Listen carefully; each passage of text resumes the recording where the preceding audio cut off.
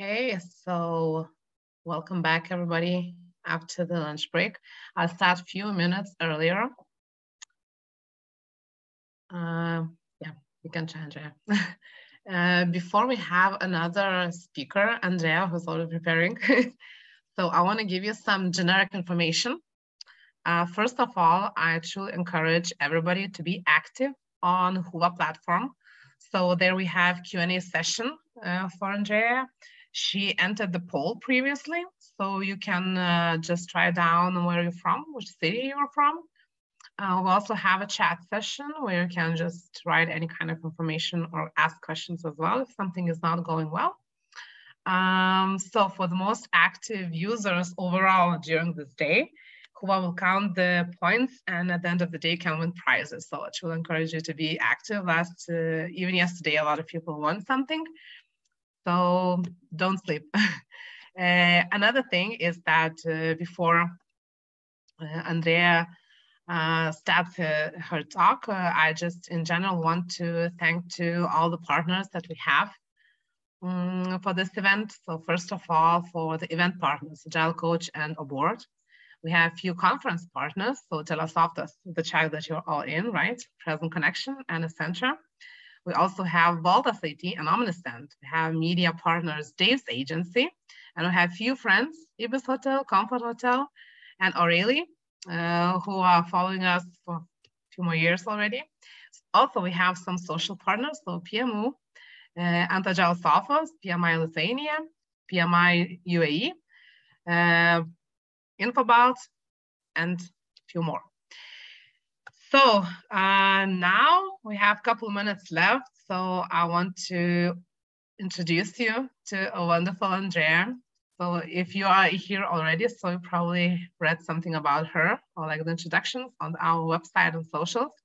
But apart from everything like that you already know, I want to tell you a few things about her that you might be a bit surprised. So Andrea is a Cuban salsa instructor, yes, was for some time. So everybody who likes Latina dancing, you can come to her. Also, she's also volunteering for an ornithology group that monitors birds and migration. That's very impressive. Andrea, very rare to hear that. And also the sweet thing about her that she likes baking cakes. So Andrea, I'm giving you the microphone, so stage is yours. Thank you, Inga, for a wonderful presentation.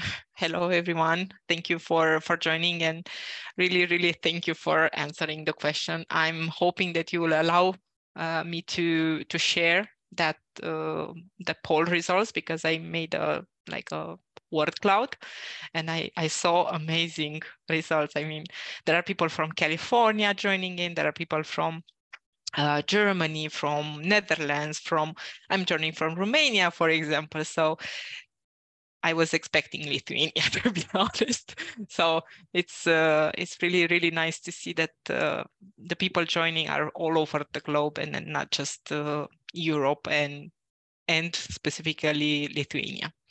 I will try to share my screen. Let me know if you can see it. Okay, I think this is it. Yep. Can you see my screen? Okay, perfect, because I don't see what you see. Are you still seeing the presentation? Yeah. Big. Okay, perfect. Then today, my session is about ideas to improve the work in virtual teams, and specifically a lot of the teams that I've been working on had to move from collocated or not hybrid, but maybe silos of distributed teams to completely remote work. And most had difficulties. I'm not saying everybody, but the majority had difficulties because they were not used to this being at home, working separately, completely separately from everybody. So today, this is what I want to share. I'm coming from Brașov, Romania. Like I said earlier, I've been working as a project manager, as a Scrum Master, but it is important to understand that I have some experience and I've been working with distributed teams for the last 10 years. Collocated ones, some sort of a hybrid situation, virtual, completely separated teams. I have experience. And even though I'm coming towards you with 6 ideas, just don't expect all my ideas to fit perfectly into your world, because in Agile, everything is to be taken with a grain of salt. I'm sharing my thoughts and my experiences, but not everybody has the same.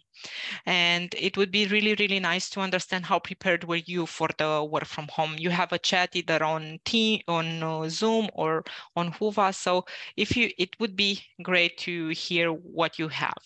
What was your experience? How prepared were you to work from home? I'm thinking some of you were already working remotely, but maybe not everybody. So share with us how it was for you. Please use the chat either on Zoom. If Inga, you can help me with the Zoom answers, and I'll look over the Whova to see if anybody has answers. Or you can unmute yourself and share live. That would be also quite amazing. Also, just for example, in my case, I was not prepared for working at home. I was prepared for virtual teams, but not for working at home. And I work most of the time from the couch or from my kitchen with the baby always grabbing me and disturbing my meetings. But how was it for you? What was your experience? Do we have any kind of answers or comments? No? We have on Whova table on coffee. Okay. Yeah, that was, I didn't have a coffee table. So it was most of it. Do we have more answers? In Whova, I don't see any answers, but I'm hoping that maybe people want to share. Come on. Not yet. Not yet. Okay. Maybe I don't want to. Maybe preparing, you know. Maybe everybody, it's a good thing. Maybe everybody was prepared. Everybody had the experience. And I was on the few that had this issue. Maybe. So we have some in Whova. So Lorinas is saying that he had a normal table set up, like a small home office. Manfred is sometimes hard to focus, and Anastasia said that she finally got stable internet. Yeah, okay, that's great. Yeah, the internet was also a change. Okay, thank you for the answers. I'll have questions from time to time, so please try to answer if you have something to share with everybody else. Now, I'll go a bit over the agenda. I have about 30 minutes to talk, and at the end, I'm hoping to have questions, or we'll see. I want to do a short reminder about what teams are all about, collocated versus the virtual ones, to share a bit about the common challenges in virtual teams. I'm hoping that you can relate. And then my ideas, the first one is to share about the remote first mindset that I try to approach with my teams, and we got it right at the end.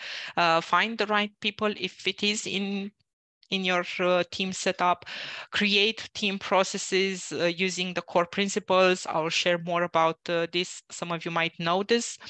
Respect each other's times, because it really is important to have communication that is respectful of the time.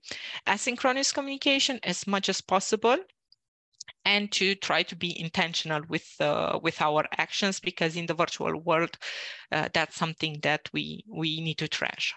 Some key takeaways, and then I'm offering some space for questions, because I know that some have. If you don't want to ask them while I'm talking, then maybe at the end I'll get some questions. So let's get started. Collocated teams versus the virtual teams. I'm I know that most of you know this already, that the team is just a group of people that have the same goal and they work towards it. Because usually, even if we are talking about people in, people in the IT industry or outside of IT, we are still talking about the teams that have a same goal.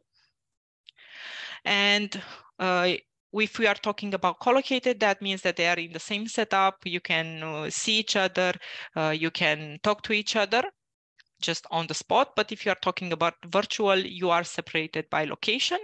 You are not in the same office. The one thing that you have in common is the virtual space that you can communicate over. But that doesn't mean that you don't share the same goal. No matter where you are still part of the same team with the same goal.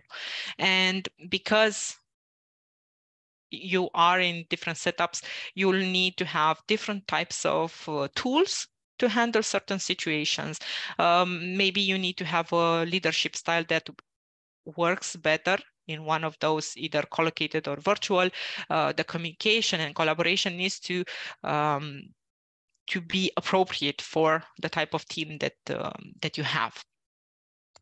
So now the question, what challenges did you face in the virtual teams that you were part of? I know everybody that is working in virtual teams have at least one issue that they struggle with. Be that, I don't know, cultural differences, time zones, tooling, I don't know, trust in people. So let's see what kind of challenges you faced in your virtual teams. Please answer either on Zoom or on Whova. I'll try to open the Whova and hopefully I'll see more on it. It doesn't work as expected. Tooling is one of the issues that I had. While you are answering, let me share a thing. I work with a company that didn't really like Skype because it's not really a safe environment for communication in case you're trying to protect your data.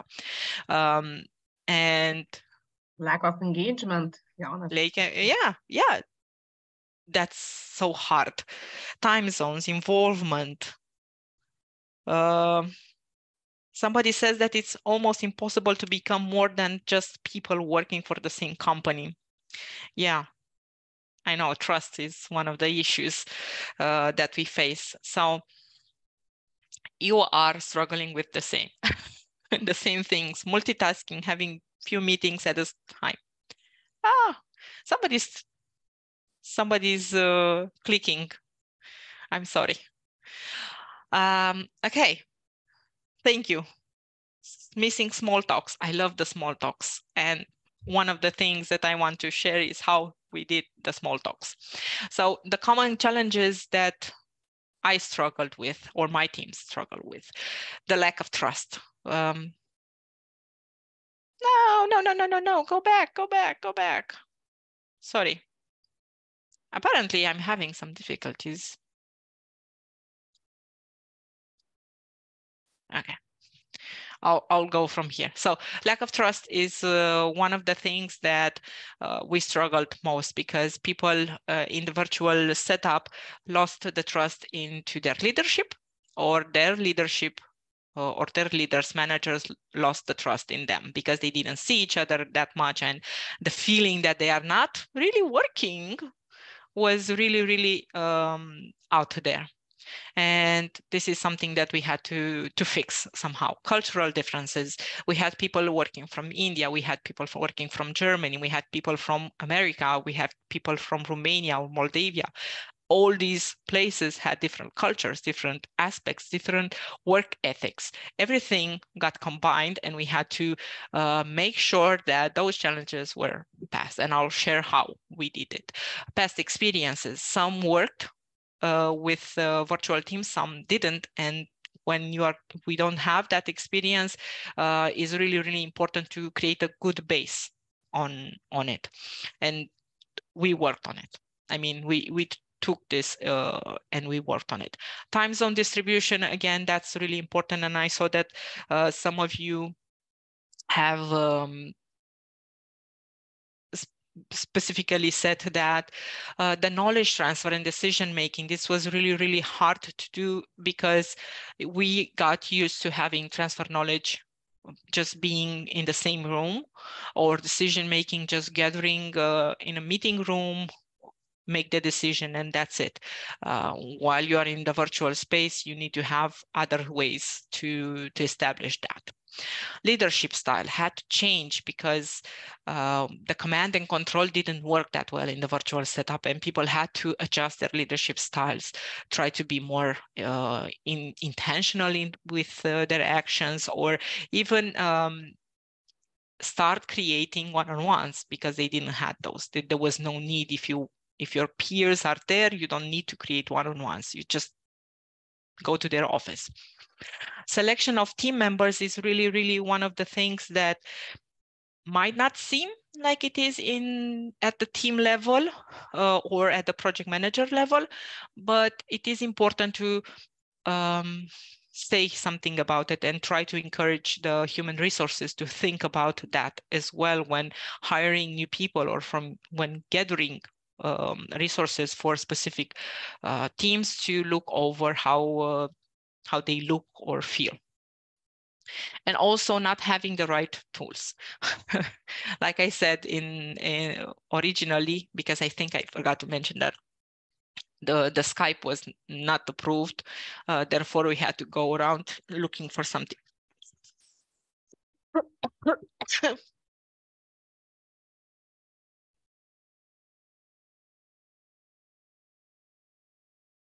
Sorry, I think I coughed online, right? I didn't mute myself while coughing, and then I muted when I said 0.1 seconds, so you're good.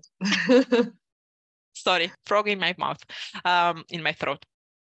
So not having the right tools was a bit of a bummer for some teams. Skype was not the best solution until the company managed to buy a certain tool. We struggled with ways of communicating, and that is important to have set up before, or at least as soon as possible.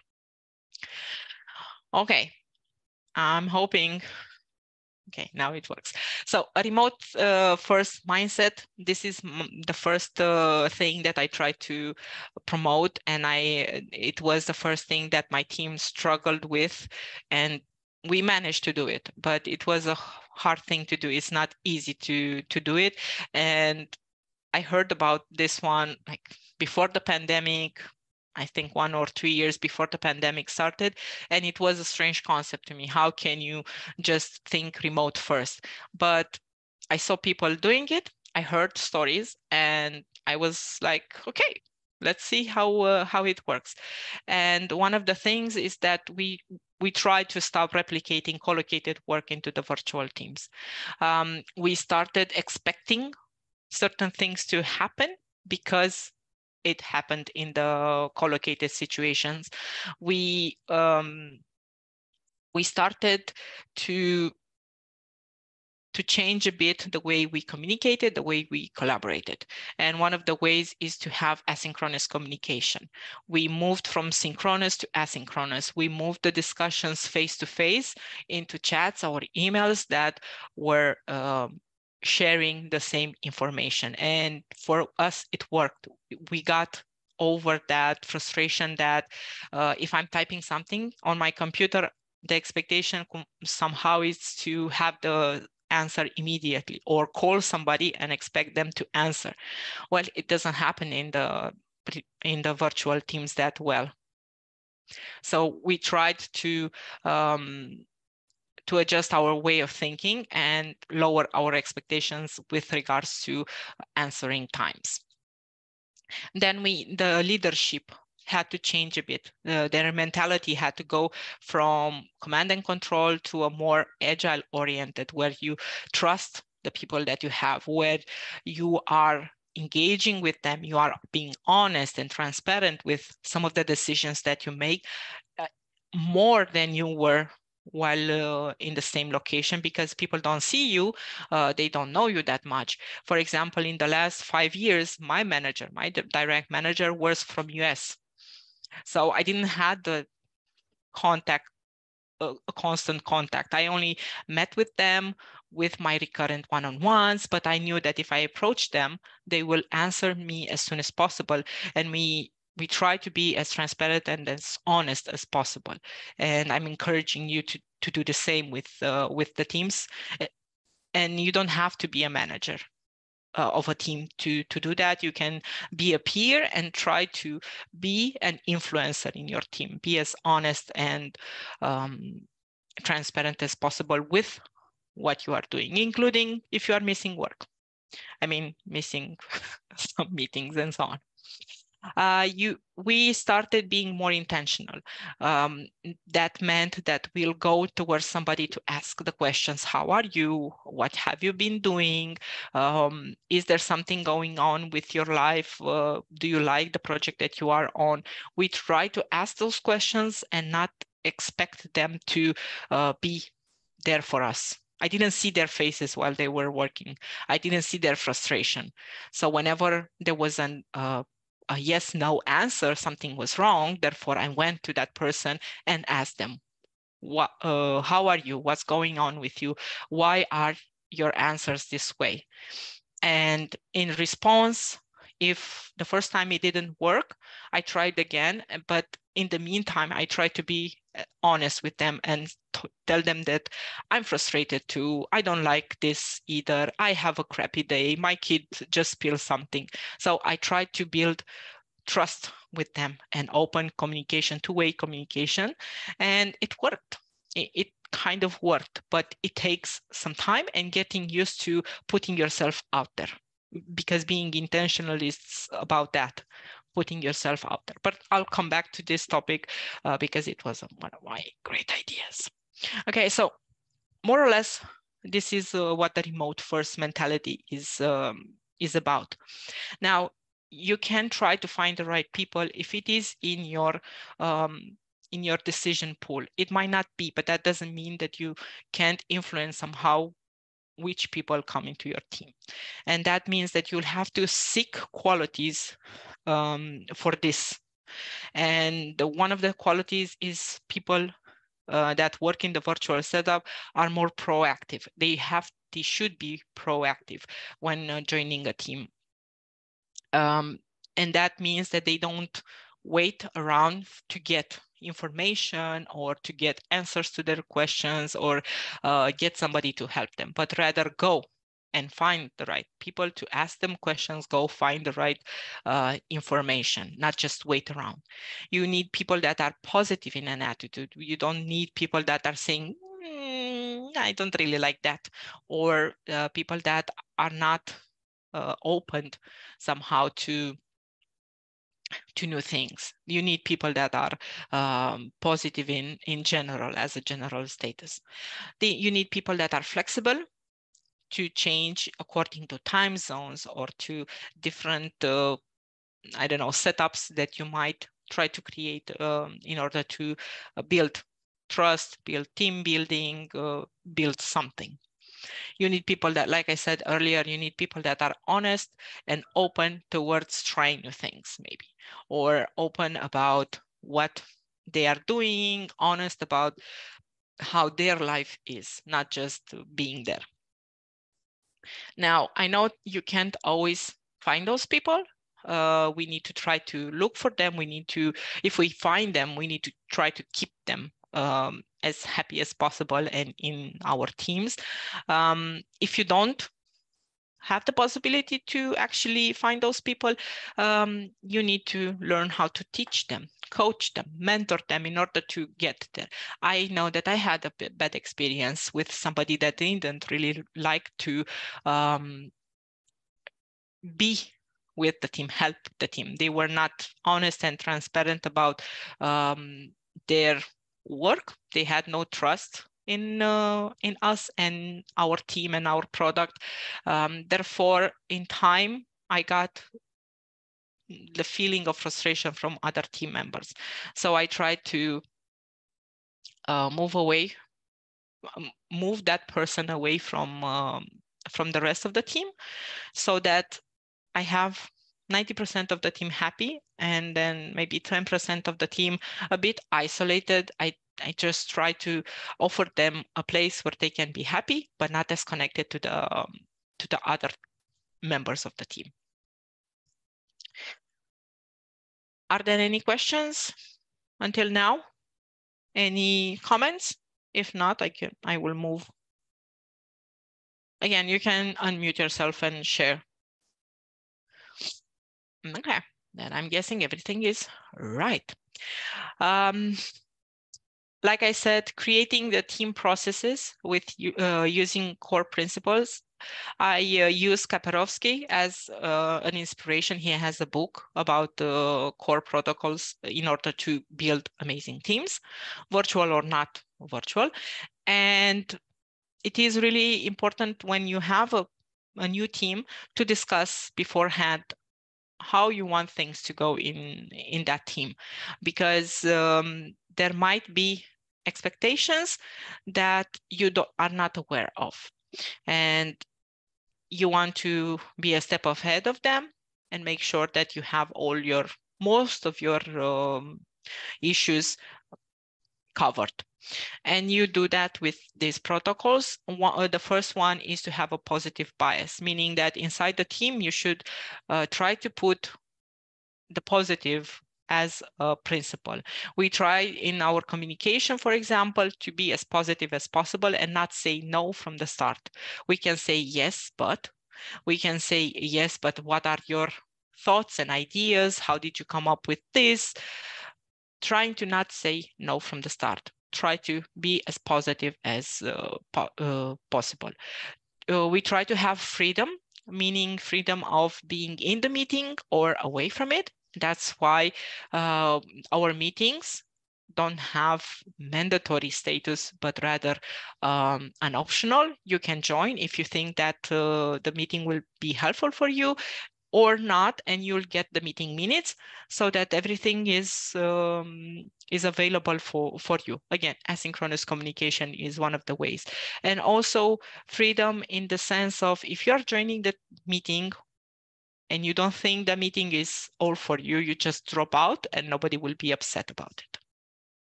Self-awareness protocol is about knowing yourself and how can you help your team. How can you build connections, and what do you bring to the table? It is really important for everybody to understand that their role in the team is really important, and they bring something to the table that nobody else is bringing. Therefore, you have to be there. You need to have this impact. I mean, you will have an impact, and it is important for everybody.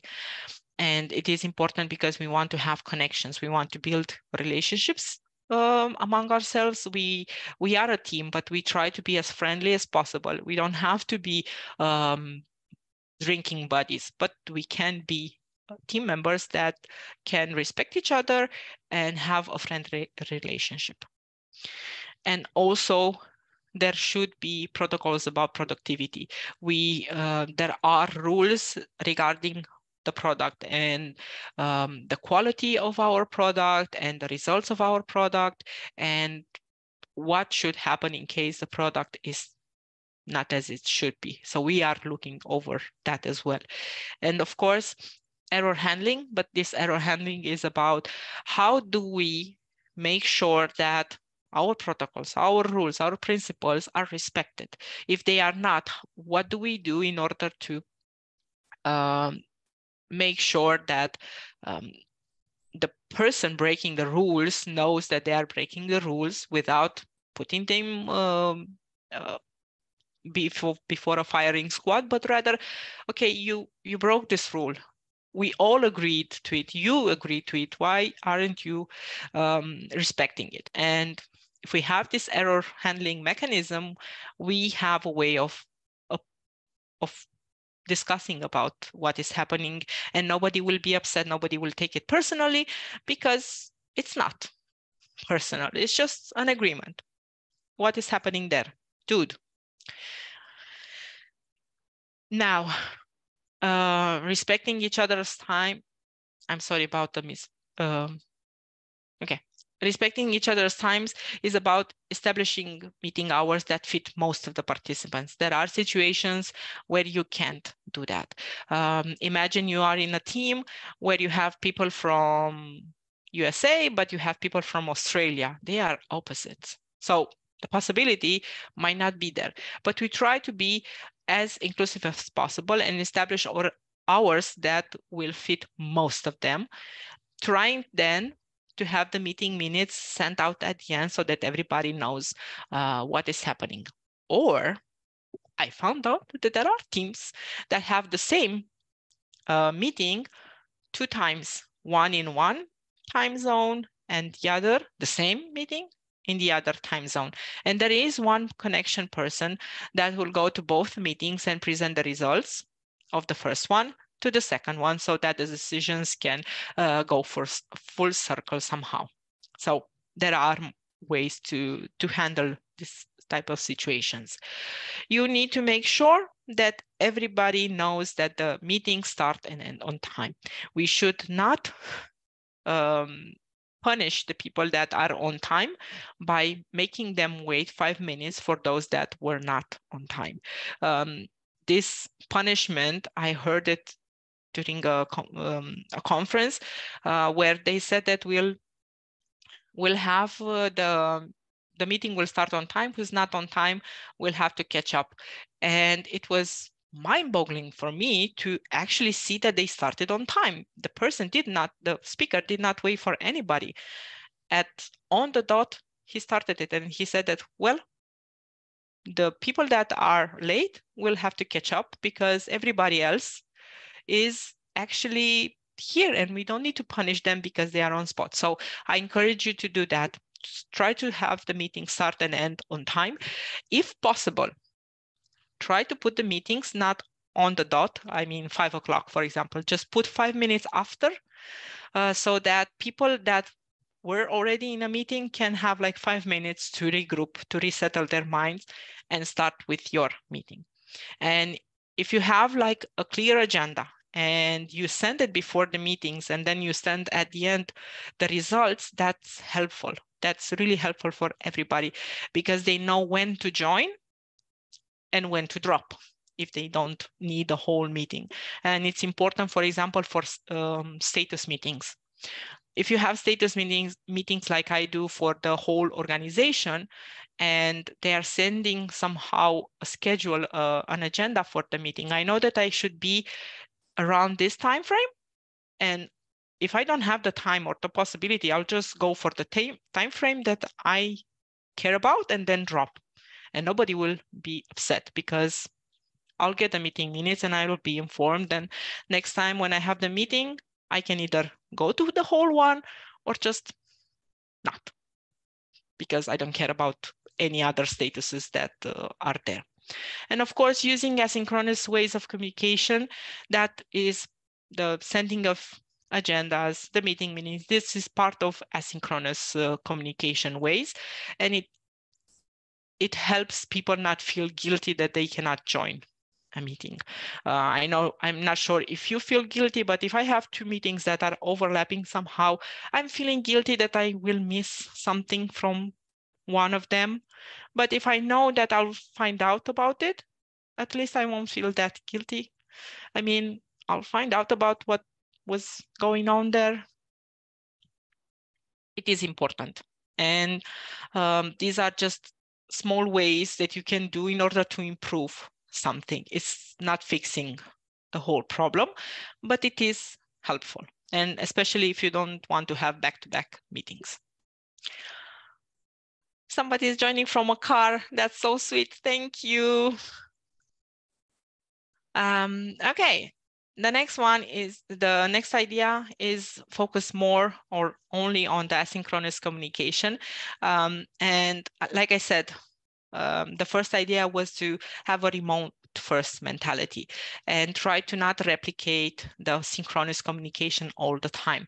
It is really, really difficult to be focused on your work if all day you have meetings and back-to-back meetings, because everybody thinks their meeting is more important than the next one. Everybody wants to have a full hour of the meeting. Nobody wants to take 5 minutes for an icebreaker, or at the end 5 minutes to wrap up earlier. It is hard for those that have those meetings and they just need to participate as an optional attendees. Therefore, if we learn to have asynchronous communication, we'll get better. And that can be done by emails, the right type of emails, not the two pages long emails, just on the point focused emails about what is important. That's hard to do. It's something that I'm still learning, for example, but we learn to do it. We can have recordings with, especially for the transfer knowledge, have a recording. Do a recording about that and then send it to everybody. Everybody will have the same information if you are doing that. Don't try to call everybody into your meeting to listen to you live. Just record yourself, send it, and everybody will look at it when they have the time. Chats are really important. Tickets are really important because you put in the information there, and when that person has the time, they will answer. Just think about the disruption that we do if we are waiting for answers on the spot.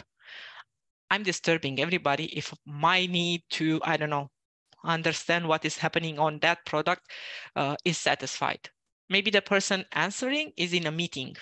Maybe that person is while is coding. Maybe somebody is on the phone with a client and I'm like, begging there, please open something, answer me. That's not helpful. It's creating frustration. Therefore, using asynchronous will have benefits like large groups of people that have access to it. Like I said, recording, send it to the whole company. You don't have to invite everybody during 1 hour, you just send it. No more booked calendars because you're not getting everybody, you're just spreading, you're not gathering things. Less frustration because I don't have booked calendars. I don't have to be 8 hours a day in meetings, or I don't have to be frustrated because that person is not answering to me immediately. I know that he will answer or she will answer when they have the time to do it. And of course, better results, because less frustration means happy people. Happy people mean better results. Let's just face it. A smile on your face is helping more and more and more than an answer on the spot. Again, if you have comments, either put them on the chat or use your voice. And being intentional. The last thought or idea that I want to share with you is something that I didn't put a word to it. I knew I did it, but I didn't know what it's called. And being intentional is about the fact that I want to do something and I will do it because I thought that I want to do it, not just because it happened.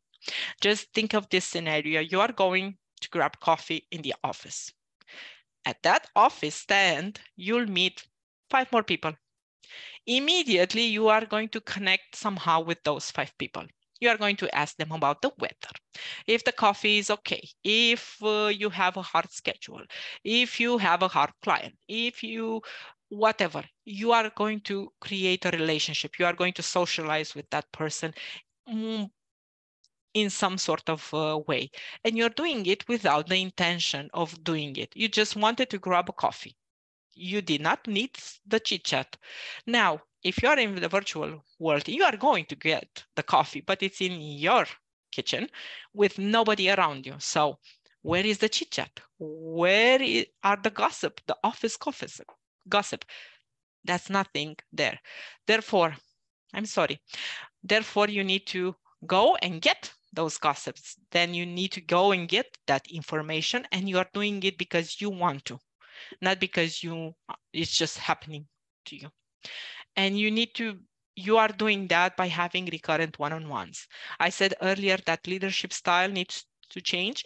You don't have to be a leader or a formal leader to have recurrent one-on-ones. You can just have like a team meeting once every, I don't know, week where you just have the space to communicate, to find out how everybody is, what is happening, what are the little news in their personal life, if that's something that that you care about, or if you have already this type of relationship.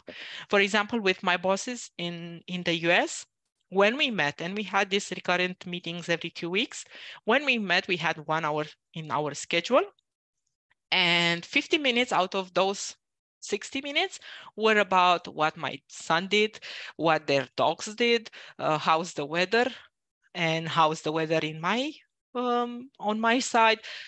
What else did I do? It was more about personal stuff rather than work. And then in those 10 minutes, we had to like, okay, I'm okay on the project. You don't need to help me with anything. Bye, bye, bye, because they went. And then another way of doing it is to create virtual events, virtual team buildings, if it is possible. There are so many activities that you can do with virtual, even if it's just a small Q&A or Kahoot or Jeopardy or whatever. You need to learn to create these virtual events where you invite people, but don't put it mandatory. Just ask them to do it, if it's possible. Then you need to start complaining and start doing. And that just goes with the fact that most of the time people complain that communication is wrong, that they have schedules back to back with meetings, that communication with that client or that person is not going as expected. But my question in that situation is, so what did you do to improve it? What did you try and didn't work? Why do you think it didn't work? Most of the time people say that I didn't try anything, they should do it. I wonder if that's really true. I was not in a leadership position. I was a Scrum Master with my old team. I later on took on project management, and with the Scrum Mastering position, I was a servant leader. Therefore, I wasn't actually, it wasn't in my job, for example, to talk with clients directly and help them organize their thoughts. It wasn't. No, my job, or at least in that company, my job was to help the team get better. And whenever I had a PO complain about their clients, I always ask them, so what did you do? And they were like, but they are the clients, they should come to me. I was like, I wonder, can't you do something? Can't you change your behavior somehow in order for them to come to you, to be more approachable? And they started doing something. I had other teams come to me and say, why are your people happy and mine are not? And I asked them, so what did you do to make them happier? What did you do to create connection? They do like, well, they know I have the open door policy. And I was like, yeah, you have it, but that's just like the draft coming in. It's not people. Just get out of the office, get out of your chair and do something about it. It's not always about the other doing something. It's also about us doing something. And of course, offering the space for free communication is important. No matter where you are, your position, you should try to get that space for free communication. We had virtual coffee chats, spaces where people were joining and trying to offer it and to be there. And I think I'm like 5 minutes, right, Inga? I have 5 more minutes. Okay, I'll go over fast. The key takeaways, I have like a few, you know them. The changing of the mentality to remote first, that's really important. I've been saying it. Intentional, because it's important. Everyone knows that each team is different. So whatever I'm proposing here doesn't have to be taken as it is. You can adjust it to your setup. Create product around motivated people is one of the Agile principles. So let's find them and let's keep them. Leadership skills can make and break, because you know that people leave managers, not companies. Try to have them not leave you, and then having the right tools for the communication, and invest in team building time. It is important to have that. Now, questions, if you have any. Inga, is anybody trying to ask questions? Not yet, but I want Nobody. to remind everybody about the contest and presents that are waiting for you after this conference. So everybody just raise hands. You can unmute yourselves and just ask questions.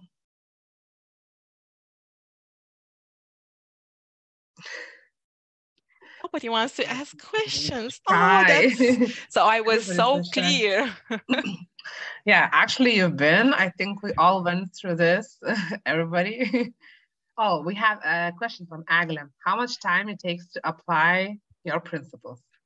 I think it's more, you have to invest more time in creating those principles, making sure that everybody's on the same page and gathering those principles or values for the team and then posting them somewhere. And then it's just checking them every retrospective if you have them, or once a month you can look over them and see if people are respecting them. Of course, something like positive bias you can see on the spot and just, you said. Ginteras is also asking you, how often should remote teams meet face-to-face? Face-to-face in the same location is hard if you are doing it and you have people around the globe. I had been working with my old team because I changed jobs recently. We never met face-to-face. I mean, I met the people from Brasov, but nobody else from. We just met every 2 weeks in a 30 minutes of fun session.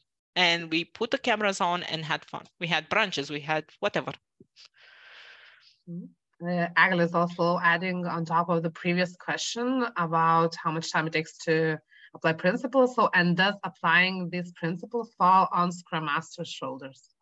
I don't think it falls necessarily on them, but they can be, usually they are the instigators because they have the freedom and more or less it's in their job description to make sure that the team is going very well. And one of the things that you can do is to put those. It's not mandatory, but it is helpful for you to do that. Okay, another question just popped. Do you have a recommendation for a social event or team building that got high scores across your team? I had 2 types of events. One of them was Kahoot with questions, because I had people that were not eager to speak up, but enjoyed the competition of a trivia contest. So that's always a big selling point. And the second one was Secret Santa. We did it, of course, around the Christmas, and we exchanged gifts. I did it also with people from India or from US. You just have to make sure to plan it way ahead so that the packages go from Europe to those countries. So those 2. I had great results for them. Okay, again from Agla, please elaborate more on the servant leadership approach. Could you provide real-life examples from your experience? So let me. Agla's challenging you. Yes, she is. Okay, let me see. Well,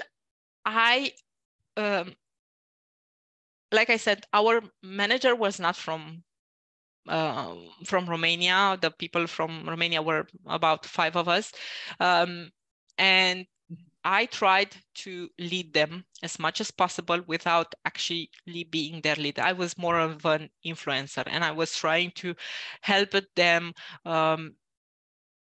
make decisions about, for example, their career path or how to approach certain problems with their managers.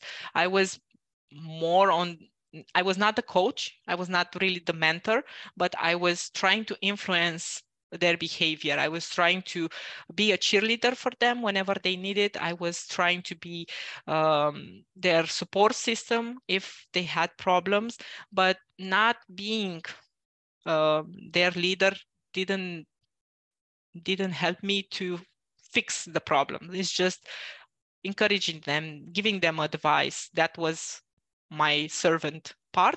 And I have to admit, at one time, I brought them coffee to work and cookies. I brought them cookies because I like to bake, and I was bringing them cookies to Sugar Rush, you know, happy people. Okay, I think we are finished with the questions. So I want to thank you, Andrea, so much. It was a real pleasure. Everything was clear. I want to thank Agile for questions. I hope nobody would argue that Agile deserved a present for this track. So Agile, please write me on Hoover, find me, and I'll give you instructions what to do next, okay? And please don't forget about the feedback. It would really, really help me to understand if my speech was well received or not, because that's how I live. So thank you very much, Inga. Thank you so much. So